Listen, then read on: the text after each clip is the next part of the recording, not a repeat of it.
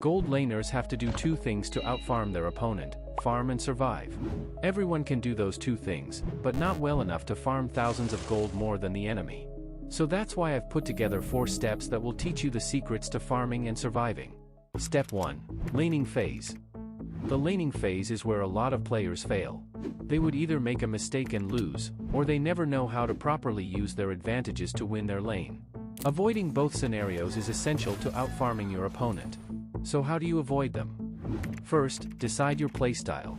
This is so you don't end up feeding the enemy, but it can be important too if you want to reduce their farm. Whether your starting playstyle should be aggressive or passive is decided by your hero and enemy. So during the draft, try to wait until the enemy gold laner has chosen their hero so you can choose a hero you believe is good against theirs.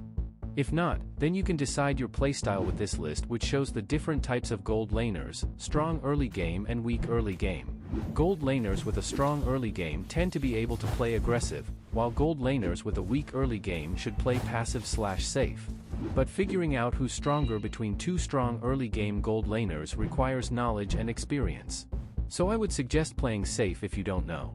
But if you can't counterpick the enemy, you can choose a gold laner who's harder to gank, such as Beatrix, Lunox, or Naten with their ultimates. But if you want to play other marksmen, then go for it. If you know you're the stronger gold laner, play aggressive and freeze their lane, using these 2 methods. The first method forces the enemy gold laner to either approach closer and get damaged by you, or stay back, where they lose their farm. If the enemy rushes to clear their wave, you can clear all the minions except for the last minion, which you pull closer to your side until the next minion wave arrives. This delays the flow and positions the minions closer to you. This method of freezing also works for the passive playstyle, where you freeze to play safer and make the enemy more vulnerable to ganks. However, be careful freezing the first wave that spawns, because you won't have level 2, while the enemy can attack you with their level 2 advantage. The second method is where you're the stronger gold laner, and you zone them whenever they try to approach closer to the minion waves in the middle of the lane. Unlike the first method, the second method keeps the enemy under their turret, which prevents the enemy gold from farming the crab. But keep in mind that other enemies might gank you, as you're very vulnerable. Now, speaking of farming the crab, here's an important tip that will make you farm way faster. Ask yourself this: how many times do you take the crab per game? The gold crab spawns at 42 seconds into the game and respawns 1 minute after being taken. Killing it grants around 100 to 300 gold, but it will stop spawning after being taken 7 times. You should prioritize it as a small objective by arriving there before it spawns and using the game timer. When it is taken, add 1 minute to the game timer and try to arrive early to secure it before the enemy gold laner or jungler does. But remember to watch out for ganks, and don't die for it. You can usually farm the gold crab if you are better at last hitting than the enemy. For example, in this clip I play Harith and have a better last hit than Carry, and because of that I was able to get 4 gold crabs. The 4 gold crabs equaled 547 gold. Step 2. Map awareness. The other important part of the laning phase is map awareness. For example, your playstyle can change depending on nearby enemies or allies, and you would know whether to farm the gold crab or not.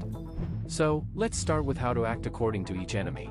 If the enemy jungler is missing, you can literally predict their gank path by using the scoreboard trick, which allows you to know the buff they start at level 1. If they gain 20 gold and then 100 gold, it means they're taking the purple buff and are usually rotating to the top lane. If they instantly gain 120 gold, it means they're taking the orange buff and are usually rotating to the bottom lane. So, if the enemy jungler is rotating to your lane, play safe. But if not, you still need to consider the enemy mid laner and roamer. Pay attention to which lane they're rotating to while you have vision on them on mid lane. When they're missing, you can often figure out their position on the map by looking at their direction right before you lose vision of them. But remember that they can still change their direction after you lose vision on them. Play safe until they've been spotted somewhere else and do not take any risks. The enemy mid laner might also be on mid lane, while the enemy roamer is camping in nearby bushes. Watch out for the enemy roamer if he uses Flicker as battle spell, or if he's Kufra or Franco, who can ambush you from far away. Next up is how to act according to your allies. Just like the enemy roamer, jungler, and mid laner, your allies can gank your lane too. If you notice on the map that your allies are rotating to gank you, you should try to bait the enemy gold laner out. But keep in mind that you should only try to bait and approach the enemy gold when you're sure of where the other enemies are. Don't blindly follow up on your ally. Use the first method of freezing to make the enemy easier to gank. Also, if the ally jungler is farming towards your path, don't take the common jungle, as it is required for him to reach level 4 to gank. Step 3. Avoiding early game deaths. Now that you can figure out when you're getting ganked by using your map awareness, you need to know what to actually do in those situations to avoid early game deaths. So here are 4 important tips. The first tip is about surviving ganks from multiple enemies. A lot of players believe that it's impossible to survive from 3 to 4 enemies and blame their teammates for not helping. But sometimes it's actually possible, if you know what to do. This is up to your map awareness and vision from your team, but if you notice enemies are missing, abandon your turret rather than die defending it, where you hide and position yourself in this bush. This prevents you from getting trapped under the turret for when they come. But what should you do if it's too late and you're trapped under the turret where the enemies surround you?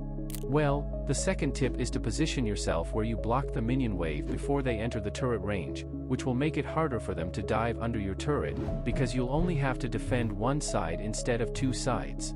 Your main goal here is to waste their time as much as possible and clear the wave to prevent the turret from getting pushed.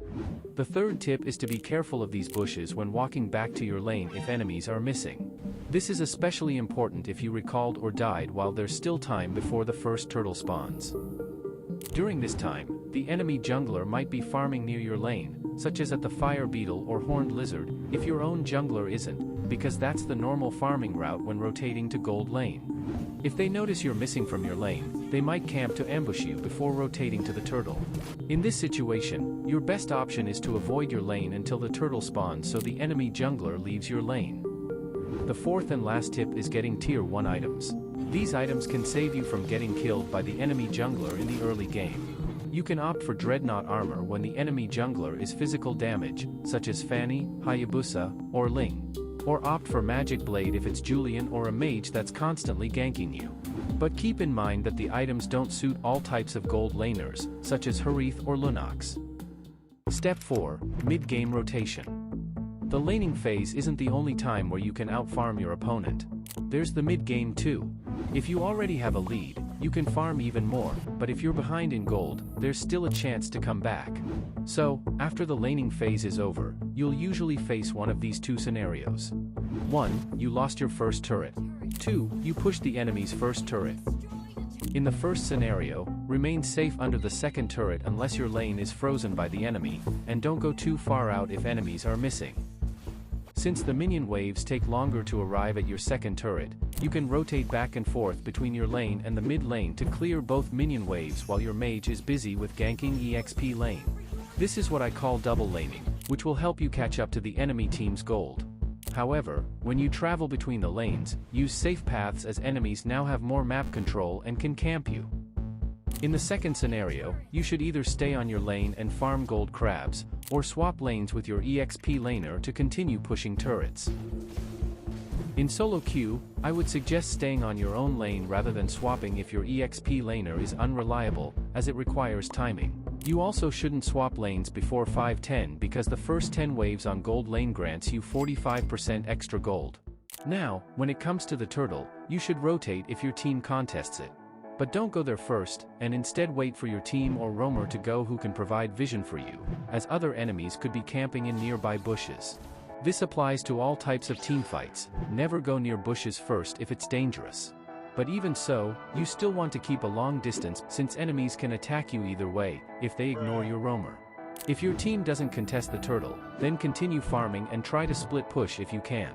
If you're winning your lane, continue to prioritize farming the gold crab. And that's pretty much it. Thanks for watching.